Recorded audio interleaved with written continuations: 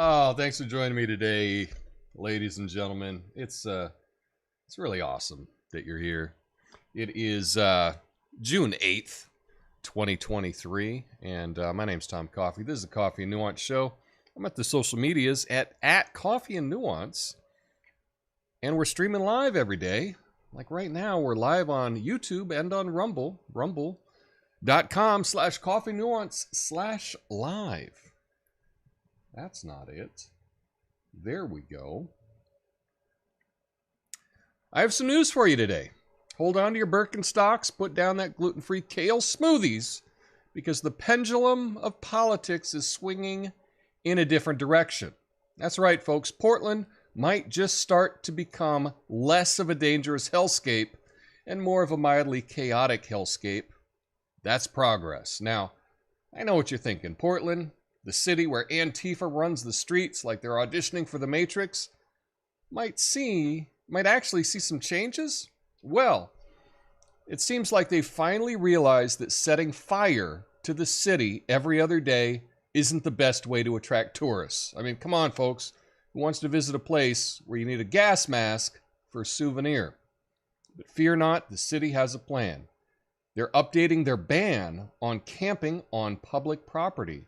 Because when you think of urban development, you think of people pitching tents on the sidewalk, right? It's like a pop-up REI in the middle of downtown to replace the REI that's leaving because of all this chaos. And let's not forget the scenic views of the riverbanks and parks cluttered with tents.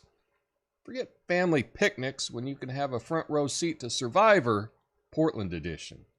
But hey, there are rules now. You can camp from 8 p.m. to 8 a.m. only.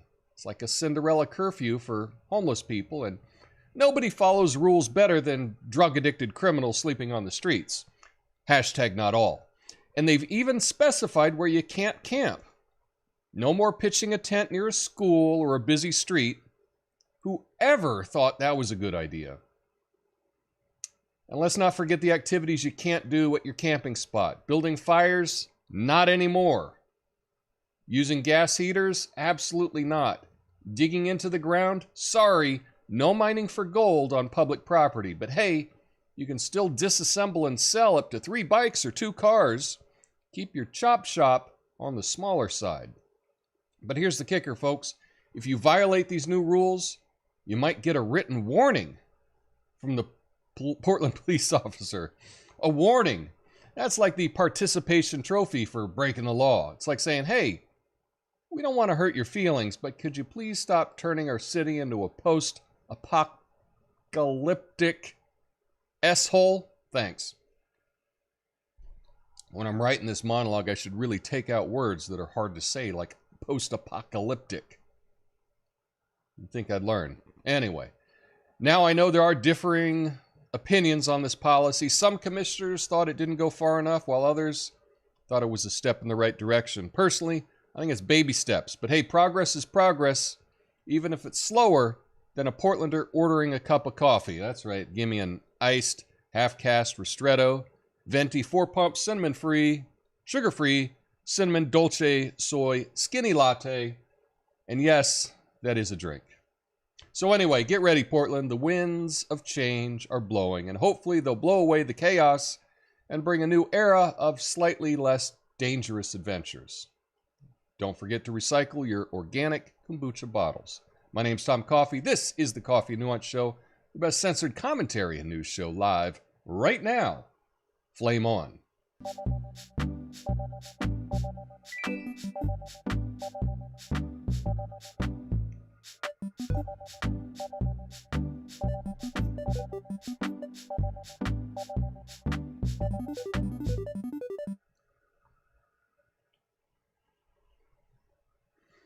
So yeah, Portland has a ban on camping on public property, and they've updated to comply with a new Oregon law. They're kind of forced into it. Anyway, the updated rule allows camping from 8 p.m. to 8 a.m., but with restrictions on locations. Violations can result in warnings, fines of up to $100, or jail sentences. That's not going to happen. But the ban will not immediately be enforced. Outreach workers are going to go out and educate people on the new rule, because we got to do that first. The city's opening a larger outdoor homeless encampments. Some commissioners felt the policy didn't go far enough, but at least it's something in the right direction. I kind of feel like it is swinging back the other way, perhaps. So, yeah, I live in Portland, as you may know, and it really has, the homeless issue has really wrecked the city. And I just kept thinking, well, eventually, it's going to swing back. And now it looks like it may start to swing back the other way. I am optimistic. I like living here. This is my home. But, I mean, I've been wanting to leave for quite some time based on how the city runs things. So we'll see. I'm cautiously optimistic. We'll see. It is nice to say that they're going to actually stop people from building fires. You know, we've had a number of fires in Portland in the last couple of years, and guess what? The majority were started by the homeless. So I'm glad that they're going to stop the fires and some other things. I don't know. We'll just have to see what happens, but perhaps Portland's reached its breaking point, and things will get better. Anyway, we got a couple good stories to get to today. I want to just give you a quick rundown of what's happening in the world. If you appreciate what I do, please hit that like button. Not going to get 50 likes because, frankly, on YouTube, I'm not going to get 50 views. That's how it is. The show is buried. But I would appreciate it if you could do that. It's free. Hit the like button, and let's get some likes over on Rumble, too. You know, perhaps that could make a difference in getting us a few more views. So let's get to that. But anyway, we've got the first story. This is something that I guess I've been hearing about for a long time.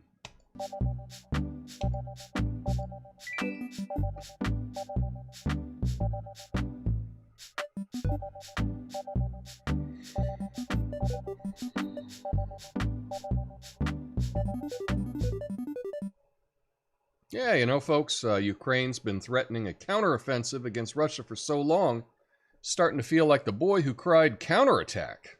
I mean, how many times can you threaten a strike before it turns into a game of geopolitical charades? At this point, Russia may be thinking, oh, Ukraine, you're like that neighbor who always threatens to mow their lawn, but never actually does. Well, today it sounds like they've started the mower. Yeah, the Ukrainian military has launched a counteroffensive against occupying Russian forces in an effort to restore their territorial sovereignty and maintain Western support. Ukrainian troops equipped with Western weapons and trained in NATO tactics have intensified their strikes on frontline positions in the southeast.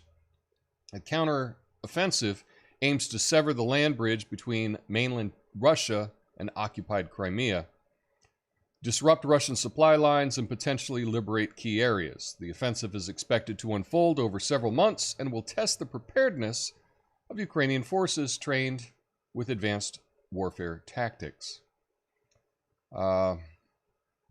Meanwhile, crisis is unfolding in the Kherson region due to a breach in the Russian-controlled Kharkova Dam, causing massive flooding and damage and displacement of residents. The cause of the dam's collapse remains disputed between Ukraine and Russia. And it's disputed because there's one believable story and something totally made up.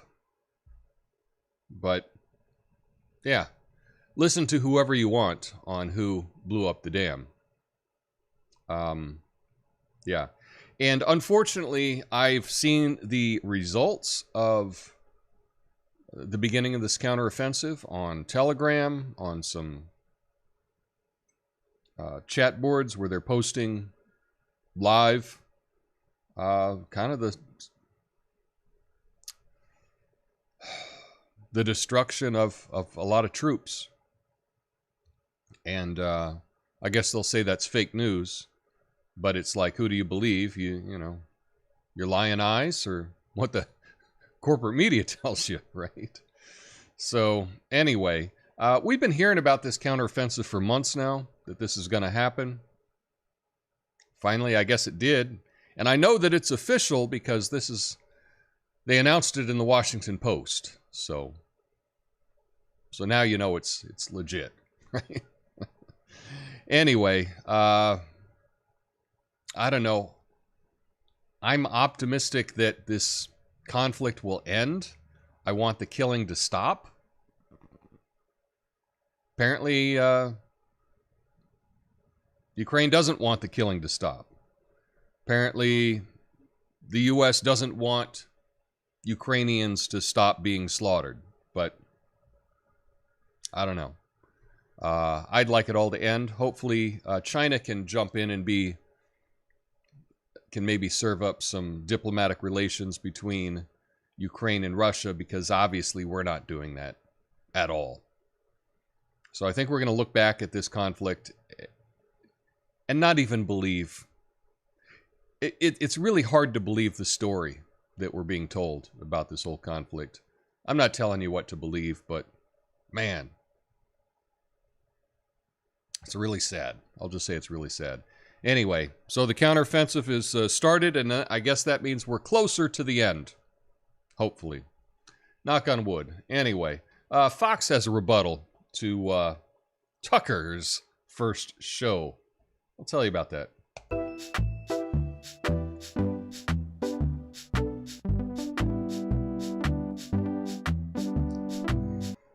Hey, did you hear Tucker Carlson breached his contract with Fox News? Or at least that's what they're saying. We'll let the lawyers sort that one out. But looks like he finally traded in his network for a Twitter megaphone. Talk about cutting out the middleman. He's like the Elon Musk of conservative media, taking his show straight to the people. Who needs cable when you can get 100 million views? Now, that's a bold move, folks. So, Fox News informed Tucker Carlson's lawyers that the former anchor breached his contract with the network when he released his first episode of his new show on Twitter. Carlson, a right-wing media personality, left Fox News in April. Fox News claims Carlson's release of the show on social media violated his contract. Carlson's lawyer argued that any legal action would infringe on his First Amendment rights. In the first episode, Carlson made insightful claims about Ukrainians' involvement in a dam attack in Russian-occupied territory. So for that one, I encourage you to go watch Tucker's first show. You can see it. It's only about 10 minutes long, and I really think it's worth your time. And then at least you can get an idea of what he's doing, so that when you hear the media or people in the media talk about what Tucker's doing, at least you have a little firsthand knowledge of what they're talking about. And you can judge for yourself whether they're being accurate in their description of his show. So far, only one show. Like I say, I don't know if it's going to be once a week, twice a week. We'll have to just see what happens. But odd that they waited until he had his first show before the lawyers showed up. I suspect that nothing's going to come of this. I don't see how posting on Twitter, because that's essentially what he is doing. He's just posting a video. It was interesting. Taylor Lorenz the other day just got totally ratioed, but that's her purpose in life, is to just start drama. But she talked about, what's up with this Tucker Carlson? There's no video edits. There's no cuts. There's no fancy graphics. And yeah, turns out my show has more production value than Tucker's. And his has actual good writing. So, you know, you got to balance what you want. Long, insightful monologues or, you know, what I'm doing. Anyway, have you seen the show? Let me know in the comments. And I got a little update. Update on what's happening in Peru.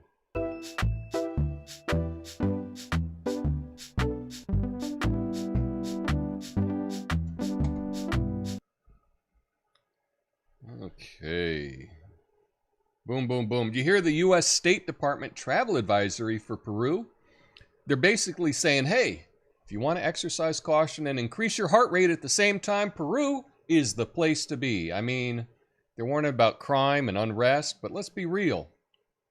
Isn't that just the adrenaline rush some tourists are looking for? It's like extreme sightseeing. Oh, you want to visit Lake Titicaca? Well, you better have your running shoes ready. And here I thought Machu Picchu was the only thing that would take your breath away in Peru. It's a wild adventure, folks. Just make sure you have your travel insurance and a solid alibi. Peru, where even the travel warnings get your heart pumping. So, yeah. U.S. State Department issued an updated travel advisory for Peru, maintaining it at level 2, exercise increased caution advisory due to crime. They have some specific regions, including the Colombian-Peruvian border, and other reasons they've advised against traveling to. Crime in Peru ranges from minor theft to severe incidents like carjackings and assault, which can occur during daylight hours. Kidnappings, though rare, do occur. The advisory urges caution, but does not advise against travel. Other popular destinations like the Bahamas, France, Italy, Germany, Spain, Japan, Turks and Caicos also have similar advisories. Jamaica's advisory was elevated to level 3 due to rising crime rates, including violent crimes and sexual assaults. State Department cites ineffective police response and variation in emergency services as reasons for the advisory updates. So if you've been on Instagram or if you've been on different things, this right here, this is every 20-something-year-old girl's on their grid on Instagram. They got a picture down there at Machu Picchu in Peru. But I've been telling you about protests, unrest, changing of the government in Peru, where there's just more and more chaos, and so it's getting a little bit more dangerous. Just a little travel advisory if you are deciding to make the trip. Now, as you know, Peru is, it's not that far from the equator, and so the temperature is pretty good all year round. You don't have to go in the summer. You can go in the winter. It's pretty good the whole year. So you may hold off on going down to get your pictures in Machu Picchu and enjoying Peru. Perhaps, but I don't think that that's going to stop a lot of people. You know, a lot of people, they treat warnings like they treat the warnings on cigarette labels, right? It's just ignored for the most part. So I suspect that'll be the case in Peru, but I just wanted to give you a little update on that. But lastly, we've got some good news.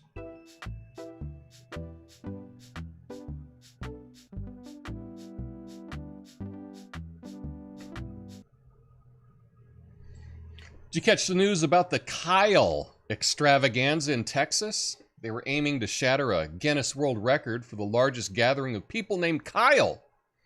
I bet the organizers had a blast playing Find the Real Kyle in a sea of bearded dudes in plaid shirts. It's like trying to find Waldo if he decided to ditch the stripes for flannel. And let's be honest, the event probably had more energy drinks per capita than a NASCAR race, but they didn't break the record. Looks like the Kyles will have to settle for being champions of facial hair. Better luck next time, y'all. Keep calm and Kyle on. Yeah. So approximately 1,800 people gathered in the rainy and muddy city of Kyle, Texas, with the goal of breaking the world record for most people with the same name in one place. The previous record was set in 2017 and with 2,325 people named Ivan in Bosnia and Herzegovina. The city of Kyle had made multiple attempts in the past to break the record, but this year's event received significant promotion, including press releases and social media engagement. The town of Kyle has experienced rapid growth in recent years, partly due to people moving to Texas during the pandemic. Despite falling short of the record, the event was considered a success, and organizers hope to hold a similar event in the future. So, like I said, month of June, we're doing good news, stories that take place in the U.S., and I think this is good news. I mean, even though they didn't get the record, I like the idea of silly celebrations, just kind of nutty reasons to get together, have a party, meet new people. I think that's awesome. And, a lot of times, small towns might have a roadside attraction or some silly event that is able to bring in new people to their city or their town. And I think this is a fun thing. Probably a lot of people traveled to Kyle, Texas that never would have gone for any other reason. And from everything that I heard, they had a great time. So I want you to be on the lookout for these silly, kind of fun reasons to visit someplace new. And if you got any, let me know, because that's something I want to do more of myself. We got silly events here, like a pickle festival or something like that. Well, I want to go to the pickle festival. That sounds like fun, But these various little festivals and get-togethers and things like that, you can meet new people and kind of forget about all the nonsense that's happening in the world, at least for an afternoon, while you're getting together for a fun idea. So that's the good news. And that's my thing for you is to look and try to find something silly that's happening this month that you can go and be a part of. And I think that you will be glad that you did that. I really do. So that's my challenge to you. Anyway, stick around for the after show. I'll be going through all the comments on YouTube and on Rumble. I will be back tomorrow on Friday. It's a Fact Check Friday. And I'll be back with a bigger show tomorrow. So until then, peace.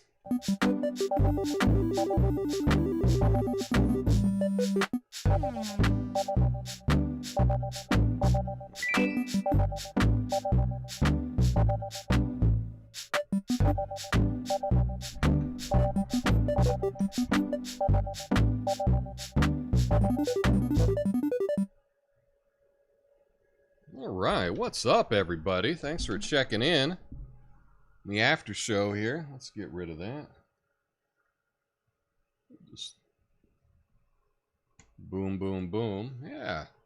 Miranda still doesn't have glasses. Come on, Miranda. Let's get some glasses. You can do it. Busnut33. That's a great name. Fox Media Group can eat it. I agree. Jesse checking in with some emojis. Very nice. Just glad Elon Musk is plugging his show. Yeah, I think it's cool. And one of the things, as Elon said, I wish people would, from different points of view, would post their shows on Twitter. Twitter did make some changes to how you can post shows there, so I got to figure out how I can do that. Right now, I just post links to my show on Twitter. But if you are on Twitter and you are watching this show, do me a favor and follow me over there on Twitter, because that can be another way that we can help the show grow a little bit. That would be cool. Natasha says, got on Twitter last week for What is a Woman? Delightful for such an insane subject. Might stay on for Tucker. Yeah, I think it's good just to become familiar with the different platforms. You don't have to go to them all the time or that much. but just don't cut yourself off from different sources. Jesse says, about major cable news, if I never consume any, does it even exist? That's a good point. I like that. Peru updates. My family are from there. There are warnings. Yeah, again, it's only level 2 warnings, so that's kind of standard. We have level 2 warnings in a lot of countries. But, yeah. It is something just to keep an eye on when you're planning your trips. Let's see. Have you ever been to Machu Picchu, Tom, or was I not paying attention? I have never been to Peru at all. The only place I've been in South America was Colombia. I went last year. Had a great time. I just keep wanting to go back. And I do plan on going to South America. I'm still planning my trip for this fall, and I do think I want to go down to South America for quite some time. I'll just have to see if that works out, and maybe you all can help me do that. I'll come up with a way later. Jesse says the food in Peru is amazing. I would like to go to Peru. My niece went to Peru a couple years ago, and she had a great time. And so that is something that is on the list to do. Sounds like a fun place to get drunk and not remember people's names. That's not Peru. That's the Kyle Fest, I think is what Natasha's talking about. I agree. And I think that would be really funny. I just like the idea of these kind of silly conventions or get-togethers. I just have a fun time with it. Over on Rumble, Big Daddy made it. Nice. What's up, Duggo? Are the majority of homeless there by choice or situation? I heard of an exodus up there for laxed drug laws. Any truth to that? Well, so here's the thing. Anytime you talk about homeless, right, there's a wide variety of people that are homeless. And I don't think, I'm being sincere when I say this, I don't think there's a single person that has an issue that if someone is down on their luck and they had a run of bad luck, if they are homeless temporarily and they treat the area with respect, I don't think anyone has a problem with anyone like that. So, but here's the thing, right? People that are homeless, the reason that they're not staying at a friend's house or they're not staying at family's house or they're not staying with someone is because they've destroyed their social network for the most part, right? If I somehow became homeless, I have the resources that I have some friends that would probably let me sleep on the couch or, set up a tent in their backyard or put something like that, right? So the people that are sleeping on the street, they've used up all of those connections. And one of the biggest problems was that Oregon essentially decriminalized all drugs in the state. And I think you can do that, except you can't be the only place in the country that does that. And so because you could shoot up in Portland, not get hassled, it then became a magnet for people that are homeless by choice, that just like to use drugs, that do a lot of criminal activity. Once they found out that they could come to Portland, set up a tent, and not be bothered, well, then this is the place to be. And I think because of that, we drew a lot of problematic individuals to the city. Now, I think that you could have a decriminalized system, but you can't be Portland's the only big city in the country that's totally decriminalized all drugs, right? So you can't be the only one. If there were a dozen, it probably wouldn't be as bad as it is. But because we are like the lighthouse, the beacon, you know, you want to shoot up and, you know, just come to Portland and they'll give you a tent and you can just camp anywhere you want to. Well, finally, pendulum might have reached its end point and is swinging back. So I'm excited about that.